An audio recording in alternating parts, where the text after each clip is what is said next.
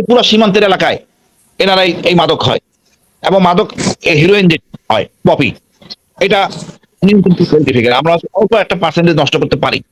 এখন বাংলাদেশের সীমান্ত সড়ক, এখন উনি আবার তার কাটা, এই তার কাটাতে কি নিয়ন্ত্রণ করবেন আপনি? এখানে অবাধে হাতি যাওয়া আসা করে, বন্য পশু যাওয়া আসা করে, আপনি তার কাটা দিকে নিয়ন্ত্রণ করতে পারবেন? এটা তো যে কোনো লোক, যেহেতু তার কাটা লাগাইলে হয় না, সেটাকে গার্ড দিতে হয়, তার কাটা কেটে নিয়ে যাবে। উনি এটা জানেন? উনি বোঝেন না, নিজে মন মতো আবল তাবল বকছেন। আপনি দুর্গম এলাকায় রাস্তা নিয়ে গেছেন, জিরো লাইনে কোনো পাড়া বসতি নাই, বিশেষ করে এই পুয়ামারি এই উত্তর এলাকায় ডিফিকাল্ট টেরেইন, প্রতিটা ঝর্ণার উপর দিয়ে আপনি কিভাবে নিয়ন্ত্রণ করবেন? পানি তো প্রবাহ, পানি তো আসবেই পারবেন না।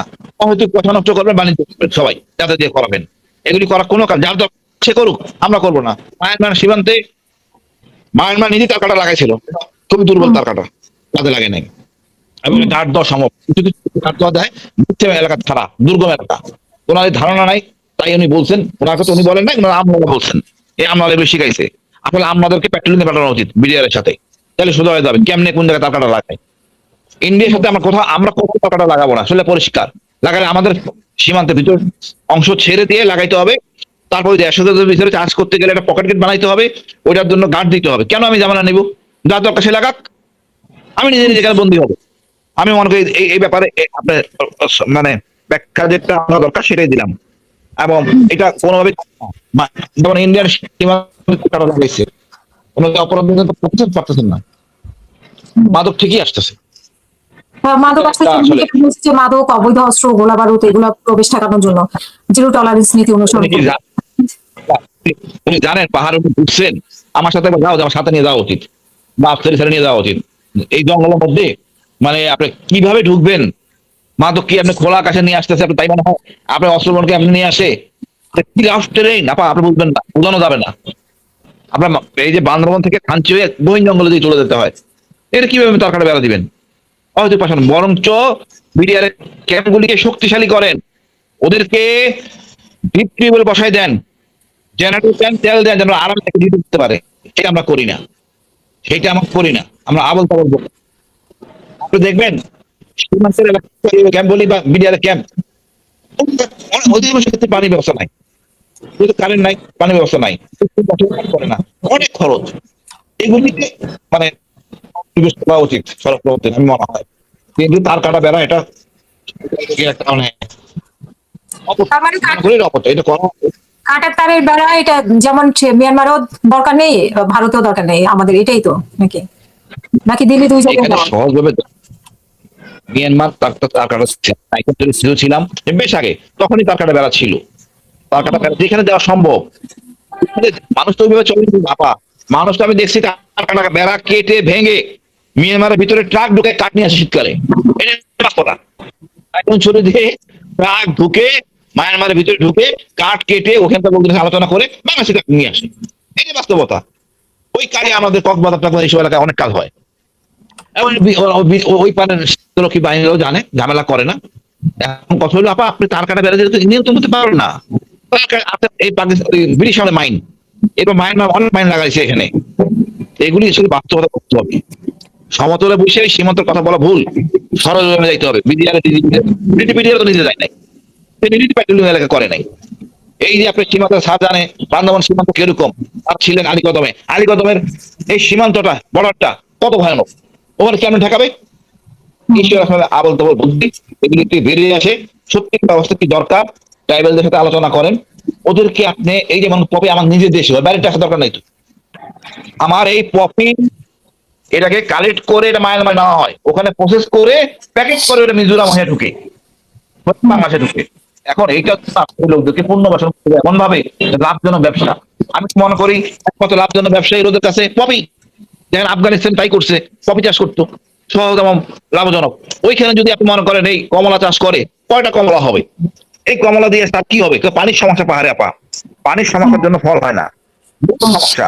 এখন এখানে রকম চিন্তা করি, জায়গাটা রিজার্ভ করে ছেড়ে দেন, যে জায়গায় পানি কাছাকাছি আছে সেখানে অন্য কিছু কাল্টিভেশন। কিন্তু আপনি বাংলাদেশের বিশাল একটা রাস্তা, তার কারণ অন্য, এটা পরে আলোচনা করি। অর্থ অপচয়, এটা আপনারা মায়ানমার নিয়ে যাবে, জনগণ অন্য কাজে লাগাবে, এর কোনো আপনি লাগাবেন না, মায়ানমার লাগাক। আমি মনে করি এটা অপচয় হবে, এই জন্যই চিন্তা যার দরকার করে নিক, আমার দরকার নেই। ধন্যবাদ। অসংখ্য ধন্যবাদ। আমি মেজর আফসারি আপনার কাছে এই বিষয়ে শুনতে চাইবো। সাথে আরেকটা বিষয় শুনতে চাইবো যে জাহিদুর রহমান, ডক্টর জাহিদুর রহমানকে যেভাবে ফিরিয়ে দিয়েছে এবং উনি এসে যে ব্যাখ্যাটা দিয়েছেন সে বিষয়ে আপনার মতামত কি? জি, প্রথমে সীমান্ত নিয়ে বলি। বিসমিল্লাহির রহমানির রহিম। আমার সাথে আছে দুজন চৌকুশ আলোচক আছেন এবং চৌকুশ উপস্থাপিকাও আছেন, এবং দেশের মানুষ, দেশের মালিক যারা শুনছেন, আসসালামু আলাইকুম। এবং আপনার অনলাইন টেলিভিশন ইউকে টেবিল টকের দর্শক শ্রোতাদেরকে আসসালামু আলাইকুম। দেখুন, আমাদের সবচেয়ে বড় দুঃখজনক কথা হলো 55 বছর হয়েছে স্বাধীন দেশ, কিন্তু আমাদের কোনো ন্যাশনাল সিকিউরিটি কাউন্সিল নাই। কোনোদিনও এক ব্যক্তি দিয়ে একটা দেশের সিকিউরিটি পরিকল্পনা করা যায় না, সেখানে বিশেষজ্ঞ লাগে। আমাদের 55 বছরে একজন প্রতিরক্ষা মন্ত্রী পৃথক, স্বতন্ত্র, ট্রেন এবং বিজ্ঞ হয়নি। যারা কোনোদিন প্রতিরক্ষা নিয়ে পড়াশোনা করেনি, যারা প্রতিরক্ষার জানে না,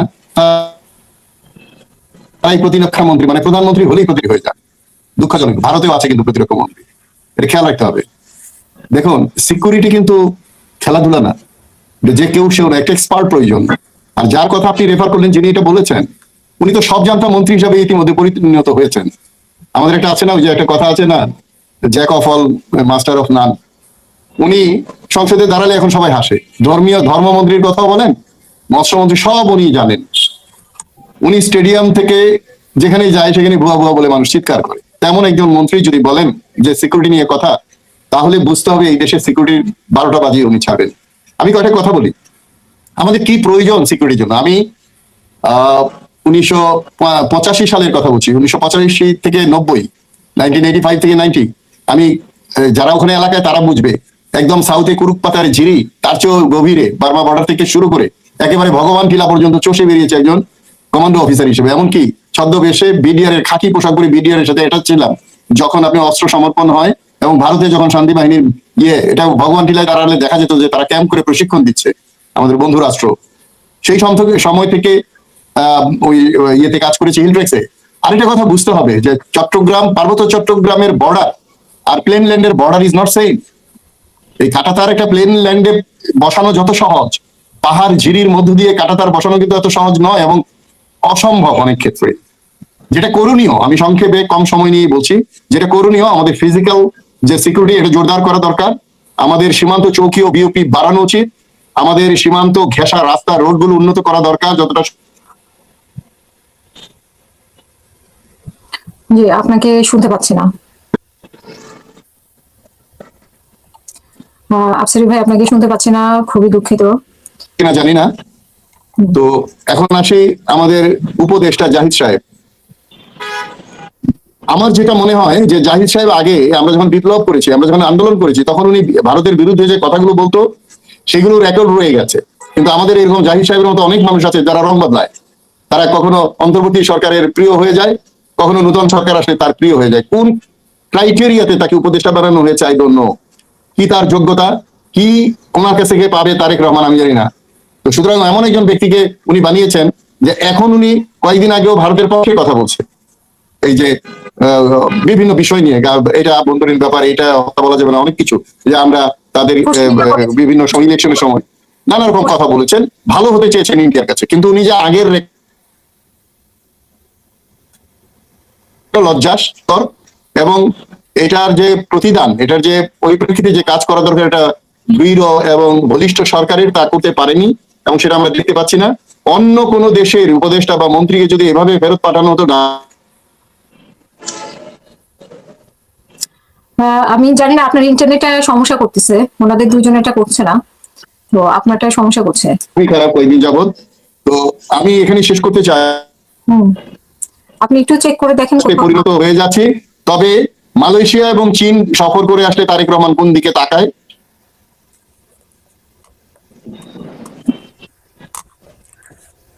জি, অনেক ধন্যবাদ।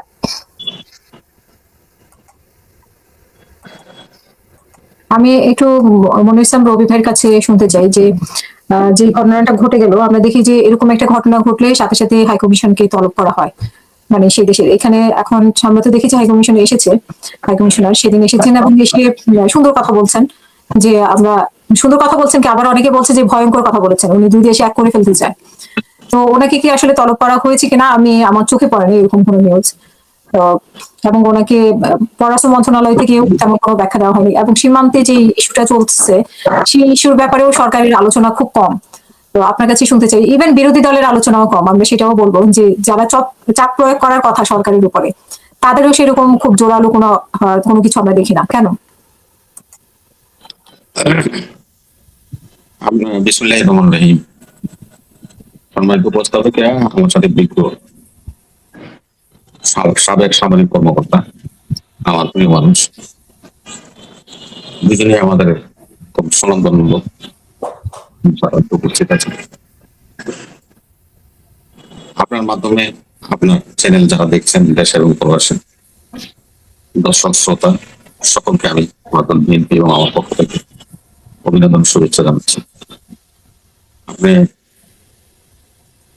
সিকিউরিটির ব্যাপারে, যেটা নিরাপত্তার ব্যাপারে, কারণ এই বিষয়ে আমার খুব একটা অভিজ্ঞতা নেই, আমরা সিভিলিয়ান পার্সন, এবং আজকের যে টপিক সেই অনুযায়ী যাদেরকে অতিথি করেছেন অবশ্যই আপনি ধন্যবাদ পাওয়ার যোগ্য। ওনারা নিজেরা এই সিকিউরিটি সম্বন্ধে জানেন এবং বুঝেন এবং কমান্ডিং অফিসার হিসেবে কাজ করেছেন দীর্ঘদিন পার্বত্য অঞ্চলে। আমাদের যে সিকিউরিটির কথাটা বলা হচ্ছে, সিকিউরিটি দেখেন, ভারত 1400 কিলোমিটার কাঁটাতারের বেড়া দিতে পারে না। এটা আমাদের যারা নিরাপত্তার দায়িত্বে আছে তাদেরকে বুঝতে হবে কেন দিতে পারে নাই। যদি আপনার প্রশ্ন করেন আপনি কিভাবে জানেন, আমি একটা সাধারণ কথাই বললাম। মনে করেন রাজশাহীতে মুর্শিদাবাদ দিয়ে গঙ্গা যখন পদ্মা হয়েছে রাজশাহীতে এসে, এই নদীর উপরে কি কাঁটাতারের বেড়া আছে? দিতে পারছে? ওনার তো কমান্ডিং অফিসার ছিল, জানে। ব্রহ্মপুত্র নদীর উপরে কি বাঁধ আছে? তিস্তা নদীর উপরে কি কাঁটাতারের বেড়া আছে? ঠিক সেম জিনিসটা হলো চট্টগ্রাম ইনজেক্ট হয়েছে। এই যে ভগবান টিলার কথা বললো, বিশ্ব টিলা, আফসার ভাইরাও জানেন বিশ্ব টিলা একেবারে ফেনী নদীর সাইডে যে টিলাটা সেইভাবে নেমে গেছে, এবং ভগবান টিলাও ঠিক ঠিক সেম ভাবে আছে। এখন যে কথা ওনারা বলছেন এটাই নিরাপত্তার বিষয়, ওনাদের সাথে আমি শতভাগ একমত। নিরাপত্তার বিষয় এখানে সবচেয়ে অসুবিধাটা হলো কি, দেখেন 1817 সালে যখন নাকি আপনার যে বিডিআর আমরা বলছি, এই বিডিআর এর সৃষ্টি হয়েছিল। দেখেন ওনারা দুজনেই চাকরি করছে, বিডিআর এর কোনো রিজার্ভ কিন্তু হিট একটা নাই। বিডিআর এর রিজন কই আছে দেখেন, বিডিআর এর হলো বাইতুল ইজ্জত পটিয়াতে, আর একটা হলো জলস্করা ফেনীতে, জলস্করা বলে দাগন ভুইয়া ফেনীতে। তাদের দুইটা রিজন আছে, এই দুইটা রিজন ওখানে টেম্পোরারি কাজ করে। কিন্তু বিডিআর এর যে জন্ম, সেই জন্মটাই হয়েছে কিন্তু এই হিলে, ব্রিটিশ শাসকরা তৈরি করছিল, কিন্তু তারা তাদের জন্মস্থানে অপাঙ্ক্তেয় হয়ে গেছে, তাদেরকে সেখানে তেমন ভাবে ইউজ করা হচ্ছে না। হচ্ছে না কখন? দুজনই সামরিক কর্মকর্তা হিলে চাকরি করছে, যখন সেখানে সেনাবাহিনীর ব্রিগেডকে ডেপ্লয় করে তখন আর ওখানে বিডিআর এর প্রয়োজন হয়নি, বিদায় বিডিআর ওখানে অপাঙ্ক্তেয়ই রয়ে গেছে। এখন যে জিনিসটা সবচেয়ে বড় কথা, যেটা যে আফসার ভাই বলছে, আমাদের প্রায় মনে হয় 450 কিলোমিটার এই থানচির যে কথা হাসিনুর বলছে, সেখান থেকে সাবরুম পর্যন্ত, ভারতের সাবরুম যেটাকে বলে, আর আমাদের এই পাশে হলো রামগড়, এই পর্যন্ত আমাদের প্রথম কাজটা হলো সীমান্ত সড়ক নির্মাণ করতে হবে। সীমান্ত সড়ক দুইদিকে গাইড ওয়াল করে সীমান্ত সড়ক নির্মাণ করতে হবে। কারণ এক সময় আমি কিন্তু এই আন্ডারগ্রাউন্ড পার্টি করতাম। এই গুপ্ত বাহিনীরা কোথায় থাকে, যেখানে নাকি কমিউনিকেশন থাকে না, অপরাধীরা কোথায় পালায়? সলিমপুর, জঙ্গল সলিমপুরে পালায়, মানে সেখানে দ্রুত যাওয়া যায় না, কিন্তু সন্ত্রাসীদেরকে গ্রেপ্তার করা যায় না। যদি আপনার এই সীমান্ত সড়ক হয়, রামগড় থেকে স্টার্ট করে থানচি পর্যন্ত, আলীকদম পর্যন্ত সীমান্ত সড়ক যদি হয়ে যায়, তাহলে আমাদের বাহিনীগুলি এই সড়ক দিয়ে দ্রুত মুভমেন্ট করতে পারবে। ওনারা তো চাকরি করছে, হিলের এমন জায়গাও আছে, আমি আপনার বলি, হেলিকপ্টার দিয়ে বাইনোকুলার দিয়েও নিচে দেখা যায় না এখানে কি আছে। এত বড় বড় গাছ আছে যেটা আপনি কল্পনাই করতে পারবেন না।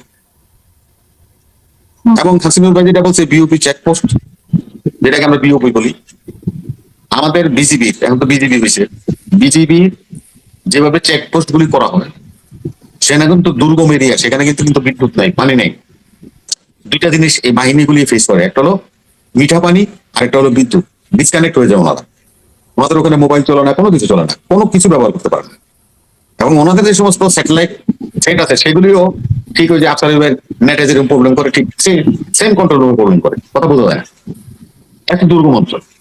আমার অনুরোধ থাকবে, নিরাপত্তার কথা যদি আপনারা সরকার চিন্তা করেন, সীমান্ত সড়ক তৈরি করেন হুম। এবং বিজিবির জন্য বিওপি পোস্ট তৈরি করেন। সেগুলি কিভাবে করবেন? আমাদের দেশে এখন কিন্তু একটা ভালো জিনিস, একটা ভালো অপরচুনিটি আছে আমাদের।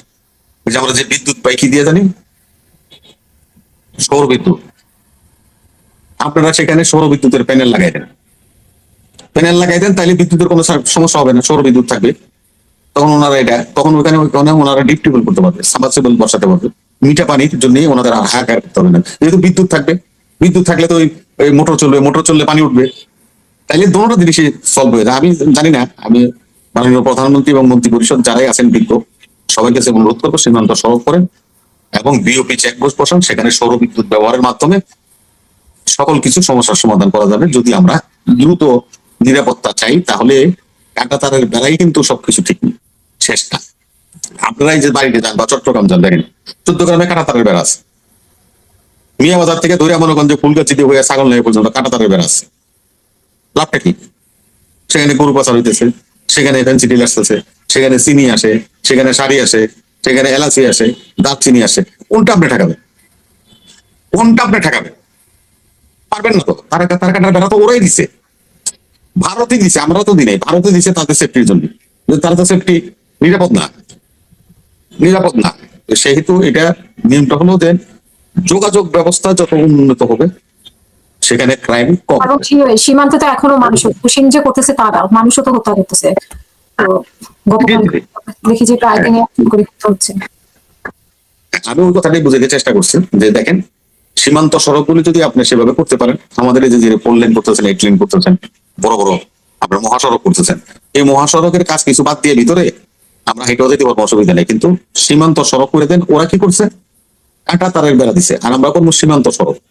আমাদের সেখানে আর্মি যাবে, সেখানে আমার পুলিশ যাবে, সেখানে আমার বিজিবি যাবে, সেখানে আমার বাহিনীর ডিজিএফআই বলেন, এনএসআই বলেন, ডিবি বলেন, সবাই সেখানে অহরহ গাড়ি নিয়ে ডুববে, যাবে, এই মাথা থেকে ওই মাথায় ঘুরবে, সবকিছু করতে হবে।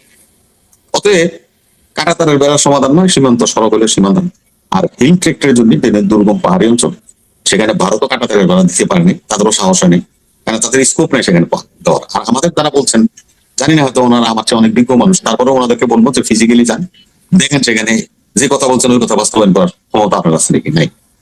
ওই কথা বললেই তো হবে না, মন্ত্রী হোক তাতে কি হয়েছে। আর এটা যেটা বললেন কি, একটা জাহিদ, ডক্টর জাহিদের জন্য তো কোনো হাই কমিশনকে তলব করা হয়েছে কিনা আমি জানি না, বাট উনি একটা হাইকমিশনের তলব করতে, বাংলাদেশের হাইকমিশনটা তলব করছে, ভারতীয় হাইকমিশনার উনি গতকালকে মনে গেছেন হাইকমিশনে গেছেন। কি রেজাল্ট আমি জানি না, তবে আমি যে জিনিসটা একটা ফেয়ার দেখি আর কি, হাসিনুর ভাই, আমাদের মধ্যে তো দলীয়করণ বেশি হয়ে গেছে, দলকানা মানুষ।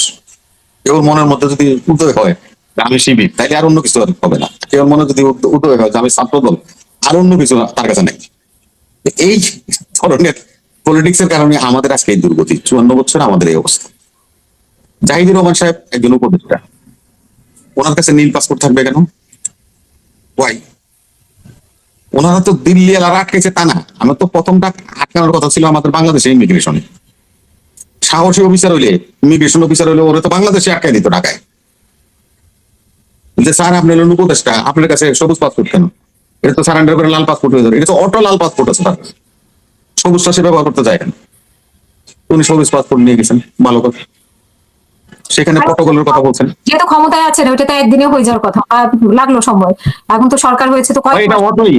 আপনি যখন ওত পড়েন বললেন নাকি, এই সমস্ত লেভেলে ওত যারা পড়ে তাদের কিন্তু অটোই আপনার লাল পাসপোর্ট হয়ে যায়। পাসপোর্ট অফিসাল রায় না, এমপি সাহেব করে, মন্ত্রী সাহেব করে, পাশাপাশি এই আমাদের চিঠিতে দেয় না হকাররা, এই হকাররা ওরকম চিঠির মতো আইনে ওরা দিয়ে দেয় যে এই যে স্যার আপনার এই পাসপোর্ট বানার লেগে ওনাকে কোনো জায়গায় যাওয়া লাগে না। তারপর দুর্ভাগ্যের বিষয় যে উনি প্রোটোকল, যেটা ইন্টারন্যাশনাল প্রোটোকল, এটা মেনটেন করে। সেহেতু ভারতীয় ইমিগ্রেশন ওনাকে ছাড় দিবে, কারণ উনি ওনাদের ইমিগ্রেশনকে উনি বলছেন আমি উপদেষ্টা বাংলাদেশ সরকারের, মানে সঙ্গত কারণ এটা বোঝার জন্য আপনার মনে করেন যে এই জাহিদের মতো ডক্টরেট বা ডাক্তার হওয়ার দরকার নেই। সাধারণ কথা, যখন আমার ইমিগ্রেশন অফিসার বলবে যে আপনি স্যার উপদেষ্টা বাংলাদেশ সরকারের, তা আপনি স্যার এই সবুজ পাসপোর্ট নিয়ে আসছেন, তাহলে আপনার দাঁড়ান, ইমিগ্রেশন অফিসে নিয়ে পুলিশে নিয়ে ধরে বহায় রাখছে, 2.5 ঘন্টা না 3 ঘন্টা বহাই দিয়েছিল। হুম। পুলিশ বেশ নির্দেশে ওখানে গেছে, তার মানে এক ধরনের ক্রাইম করছে তাদের চোখে, ওইটা ওইভাবে ট্রিট করছে, ওনাকে উপদেষ্টা হিসেবে ট্রিট করেনি।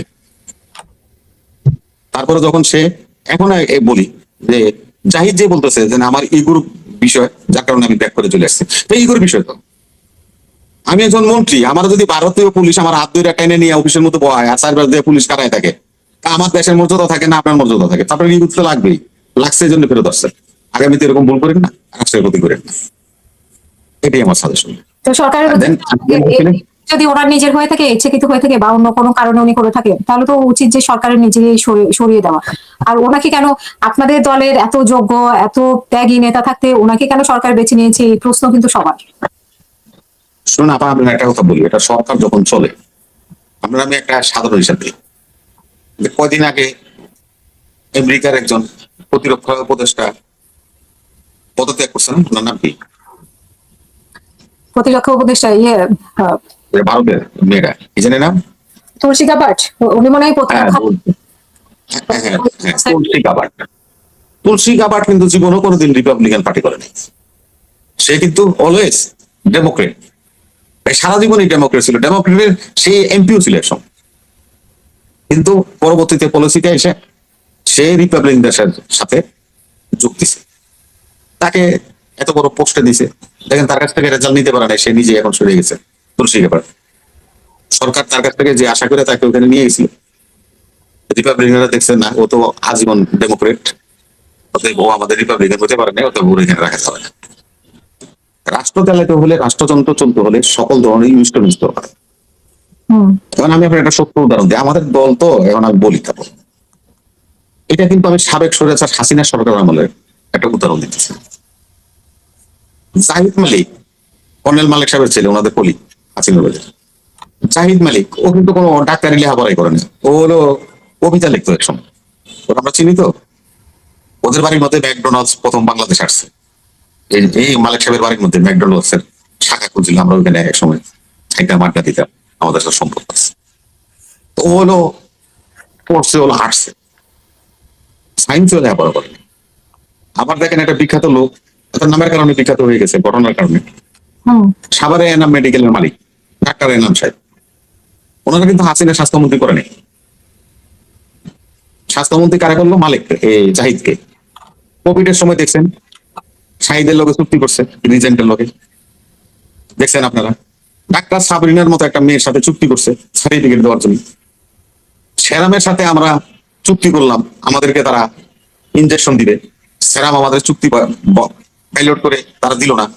আপনাদের একটা স্মরণ আছে কোভিড এর সময় আমাদের তরুণ একজন ডাক্তার সিলেটে, এই পিপির কারণে, মানে লোকাল পিপি, মানে মেডিকেল পিপি না, তারপরে ডাক্তারদের জন্য যে এটা পিপি ব্যবহার করে আর আমরা যেটা সাধারণত রাস্তায় ব্যবহার করি, এটা কিন্তু এক না, ওটা তো অনেক পার্থক্য আছে।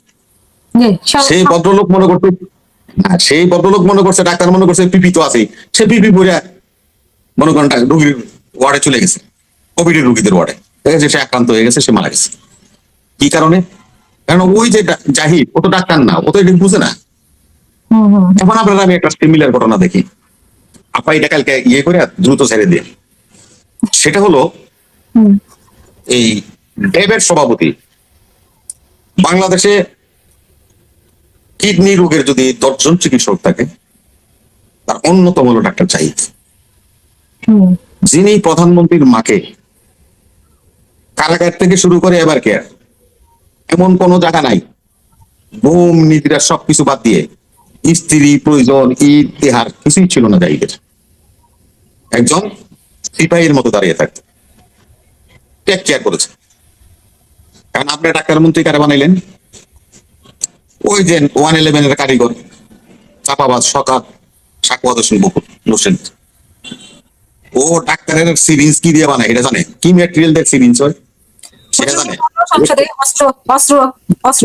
আমি ওগুলি কাজের জায়গা, আপনি উপস্থাপিকা, আপনার জায়গা আমি না, আমি ফিট না, আপনার জায়গা আপনি ফিট, বুঝছেন?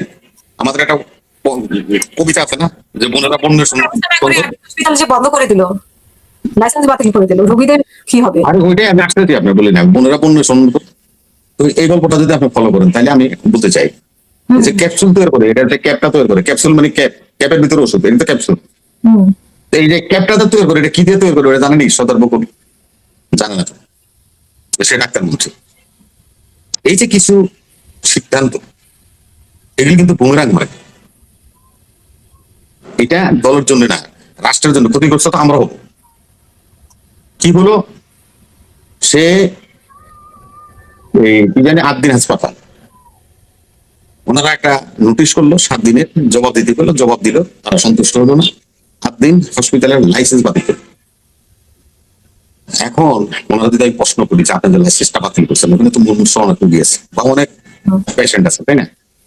আপনি লাইসেন্স বাতিল করলেন দুপুর বেলায়, করে আপনি বিকাল বেলায় সেখানে পুলিশ পাঠায় দিয়া এসকর্টন করে সমস্ত রোগী বের করে দিয়েছেন। এটা কি মগের মন?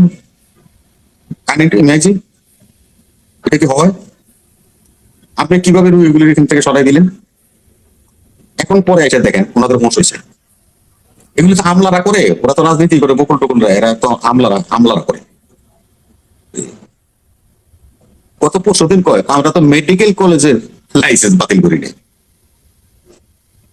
8 দিন হাসপাতালটা যে লাইসেন্স দিছে, কেমনে দিছে কোন তো ভাই আমার বোঝা।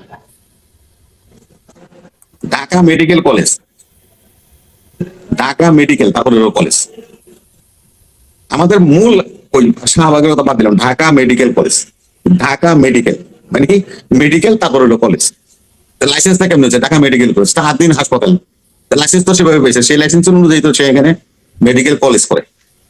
মেডিকেল কলেজের লাইসেন্স আমরা বাতিল করিনি, বাতিল করছি হসপিটাল। রেখেছে হাসপাতালে, তো বাদ দিয়ে দিয়েছে। হুম। এটা 3 দিন পরে করিজেন্ডার দিয়েছে, 3 দিন পরে আমরা করিজেন্ডার দিলেন, তাতে কি হলো? জনমনে একটা ধূমদাল সৃষ্টি হলো।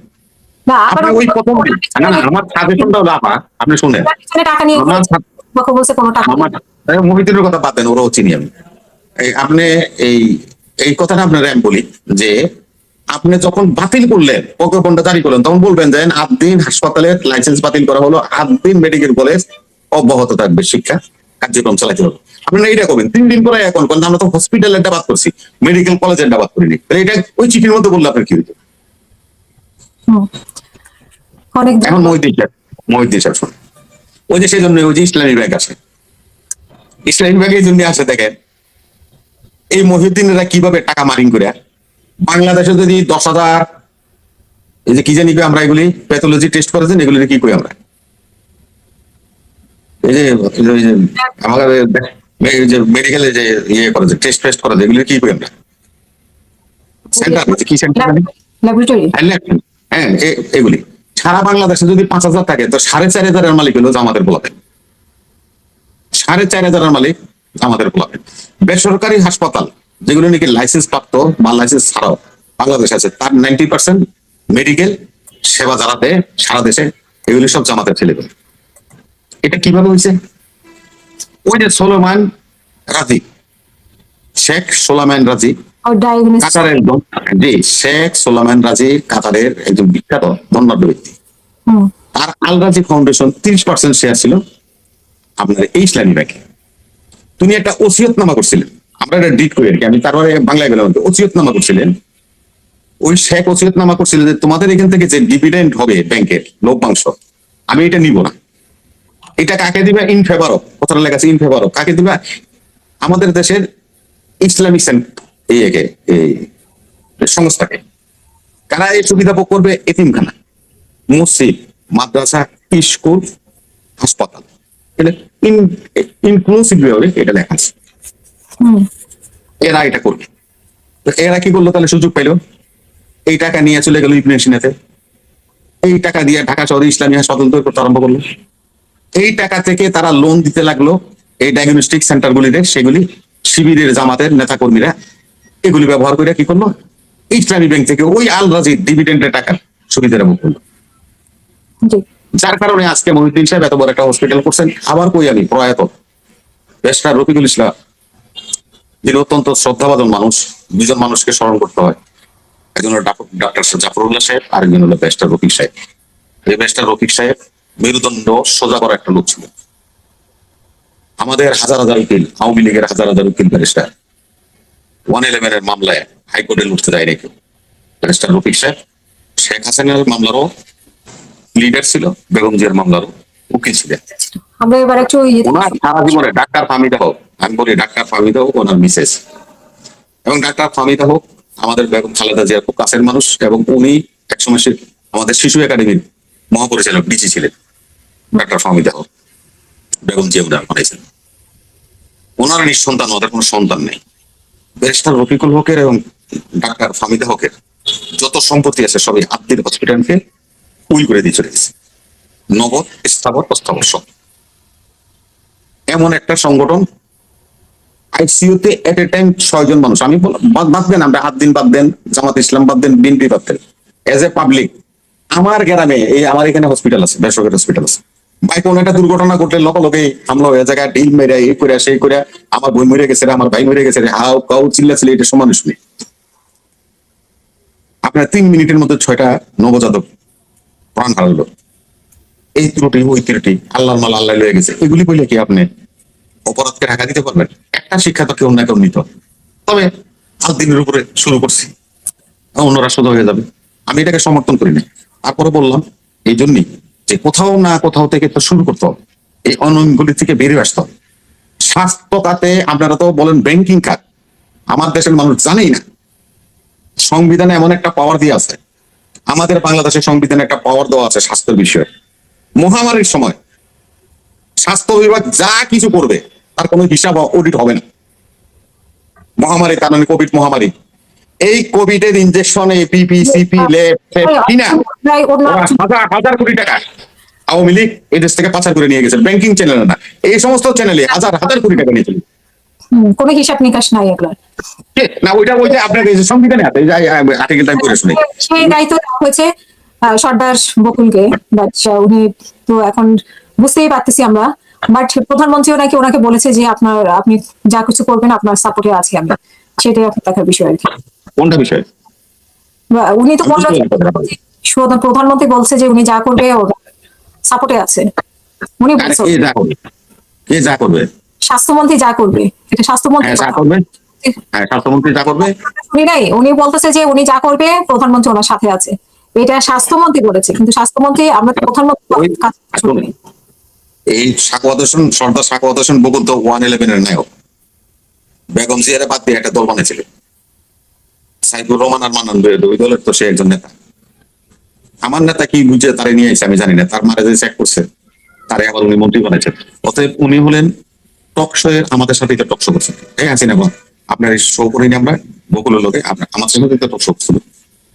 সে মন্ত্রী হচ্ছে, তেল না মারলে তার মন্ত্রিত্ব থাকবে যে প্রধানমন্ত্রী আমার সাথে আছে, প্রধানমন্ত্রী কইছে যে তোর সাথে আছে, আর প্রধানমন্ত্রী পুরো মন্ত্রী পরিষদের সাথে আছে।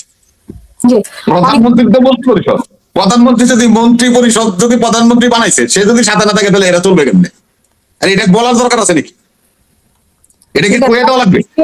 ইয়ে থেকে শুনে, হাসিনুর ভাই থেকে শুনে, ঠিক আছে? শুনেন, আমি সেজন্যই আপনারা আমি বলবো যে আরেকটা কথা আছে, না আরেকটা কথা আমি শেষ করে দিই, আজকে সময় আমরা বড় করবো না। আফসারি ভাই চলে গেছে, তো আমারও যে আফসারি ভাই তো আমার এক সমস্যা, বিএনপি কইলেই ওনার চুলকানি আরম্ভ করে, খাওয়ানি আরম্ভ করে। মানে বিএনপি যে তার কাছে কি বিষ জানি না। খাইছিলাম আফসারি ধরার জন্য, হাসিনুর ভাই আফসারি বললেন নাকি আপনার এই যে ভেজিটেবল ঘি দিয়া ডালটা কি জানি পরোটা খায়া শরীর গরম হয়ে গেছে, বাইরে গেছে। আজকে একটা কথা, ত্রিবিধি বাংলাদেশে আইসা বাংলাদেশে নাই মেশে একটা কথা বলছেন, বাংলাদেশ আর ভারতে বলছে।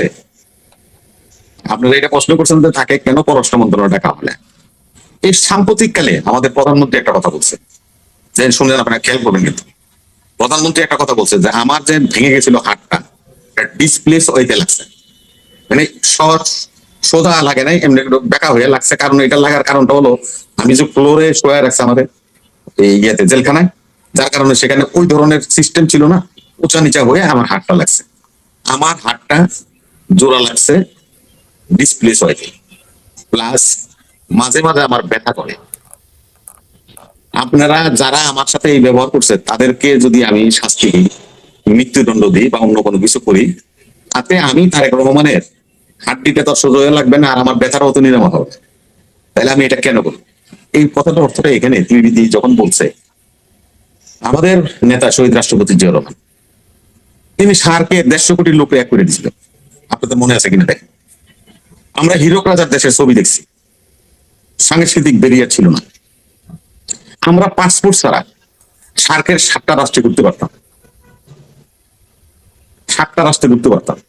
ভুটানে যাইতে ভিসা লাগতো না, ইন্ডিয়া যাইতে, শ্রীলঙ্কা যাইতে, হ্যাঁ নেপালে যাইতে আমাদের ভিসা লাগতো না, পাকিস্তানে যাইতে। কেন হচ্ছে সার্কের বদলতে ভিসা সিস্টেম উঠাই দেওয়া হয়েছিল। তাহলে কি দাঁড়ালো? শহীদ রাষ্ট্রপতি জিয়া রহমান ত্রিবিদিত বাংলাদেশ আর ভারতের এক করতে চায়, আর জিয়া রহমান সাহেব সার্কের 7টা রাষ্ট্রকে এক করে একটা রাষ্ট্র বানাইছিল। একাধারে সেখান থেকে আমাদের শিক্ষা নিতে হবে। জি।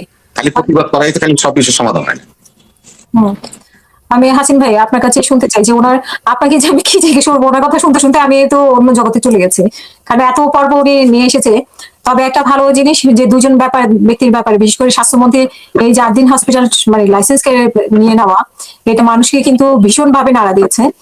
আর হচ্ছে যে ডাক্তার জাহিদের অবস্থান আসলে খুবই রহস্যজনক। তো উনি কেনই বা পাসপোর্ট ছাড়া ও হলো বোকামি করছে, হুম। ও হলো বোকামি করছে। রহস্যজনক কিসের? রহস্যজনক হলো থিয়া। হ্যাঁ, কর্নেল হাসিন ভাই আপনার কাছে আপনারা, আমি আর একটা হাসিনুর ভাই আছে, এই জন্য বললাম বলার সুযোগ হইতেছে। আচ্ছা ভাই থাকলে আর ভালো হতো। আমরা সবাই বাংলাদেশের মানুষগুলি কখনো ভালো হইতে পারবো না হাসিনুর ভাই, আমরা বাংলাদেশের মানুষগুলি কখনো ভালো হতে পারবো না। আচ্ছা ওনাকে আমি কথা শেষ করি, XYZ যেই হোক। তবে আমি আশা করি আমার দেশের লোক ডাকাইতে হবে, দস্যু হবে, তবে সেই জন্য দস্যু বনহুর হয়। দস্যু বনহুরের মতো দস্যু আমার দেশে তৈরি হোক, এটা আমি চাই। জি। আমি আপনার কাছে জানতে চাইছিলাম জঙ্গল সলিম ফুল, এই সলিম এটার ঘটনা কি আপনার থেকে একটু শুনি। মানে এটা নিয়ে এত কথা শুনছি, আমাদের স্বরাষ্ট্রমন্ত্রীও বলছেন, এর ঘটনা কি? বাইরে বলবো, বাইরে আমি একটা সুযোগ করে দিই, কথাটা বলি। বাংলাদেশে 2টা বিস্ফোরক তৈরি করে দিয়ে গেছে। না না না, বাংলাদেশ না, এটা ওনার ওনার আলোচনার জন্য সুবিধা দেবে। বাংলাদেশে 2টা বিস্ফোরক তৈরি করে দিয়ে গেছে সাহেব মুন্সি। একটা হলো আমার পাশে চনপাড়া, নাম শুনছেন, চনপাড়া বস্তি, ভবগুরুদের এখানে দিচ্ছে। আর চট্টগ্রামে জঙ্গল শরীফপুরে সব ভবগুরে নদী বাঙ্গের লোকজন নিয়ে এই জঙ্গল শরীফপুরে ডাম্পিং করছে। এই দুটোটাই এখন আমাদের জন্য বিস্ফোরক হয়ে গেছে। এই চনপাড়াতে অবাধে এই মাদক চলতেছে, গোলাগুলি চলতেছে, মারামারি চলতেছে, কেউ কোনো টেস্ট করতে পারে না, কোনো এদের বাপের ঠিকানা নাই, বামের ঠিকানা নাই, কিছু নাই। জঙ্গল শরীফপুরও সেই।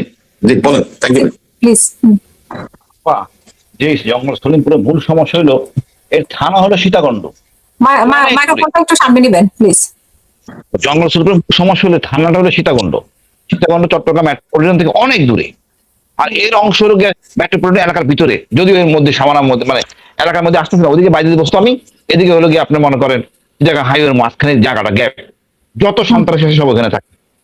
এখন কথা হলো কোনো যদি প্রশাসনের নিয়ন্ত্রণে না থাকে, ওটা তো এরকম হবেই।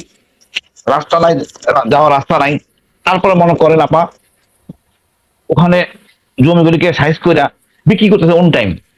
কেউ কোনো প্রশাসনের লোকজন জড়িত। এই 30,000 টাকা দিয়ে একটা প্লট দিতে থাকে একজনের ভিতরে ভিতরে, এখন দখল করে ঘর বাড়ি বানাচ্ছে ভিতরে, আপনার হেঁটে দিতে হবে, গাড়ি নিয়ে যেতে পারবেন না। ওইখানে এটা তো হবে, কিচ্ছু করার নাই ওখানে। মানে এখন যদি রাস্তা করে তাহলে যদি ঠিক হয়, এবং একটা প্রশাসন ইউনিট লাগবে। তো এই এক বড় এলাকার মধ্যে কোনো থানা নাই, সেই সীতাকুণ্ড থানা হাইওয়ের পাশে কত দূরে, ওইখান থেকে নিয়ন্ত্রণ করবে কোনোভাবে সম্ভব না আপা। ওই আমি সীমান্ত কারা ব্যাপারে বলি, আমি রাইফেল সিও ছিলাম অনেকদিন, 2 বছর প্লাস। সীমান্তে যাবো, জঙ্গল সলিম ফুলে মানে দীর্ঘদিন, এটা কি বাংলাদেশের বাইরে নাকি? এটার মধ্যে কোনো থানা নাই, কিছু নাই, কোনো শাসন নাই, তো এটা কখন কি? না আমি একটা কথা বলি, এই নাটোরের যে জেএমবি সৃষ্টি হয়েছিল কেন? দুর্গম এলাকা ছিল আপা, বিল এলাকা ছিল, মাঝখানে যাওয়ার কোনো স্কোপ নাই। আসলে সন্ত্রাসীরা দেখতে পায়, এই আসতে দেখেন দিয়ে আসতেছে, তো কোনো কাজ প্রশাসন, পুলিশ প্রশাসন করতে পারে নাই। তো এখানে একই অবস্থা, শহরের মাঝখানে আপনি অবাক হবেন, ভিতরে যাওয়ার কোনো স্কোপ নাই, কোনো দিন দেখতে পারবেন না। হ্যাঁ পাহাড় দিয়ে যাওয়া যায়, গাড়ি নিয়ে দেখতে পারবেন না, পুলিশ গেলে বাইরে খাবে। এই একমাত্র রাস্তা না থাকার জন্য এটা এই অবস্থা, রাস্তা না থাকার জন্য, এবং এটাকে অ্যাডমিনিস্ট্রেটিভ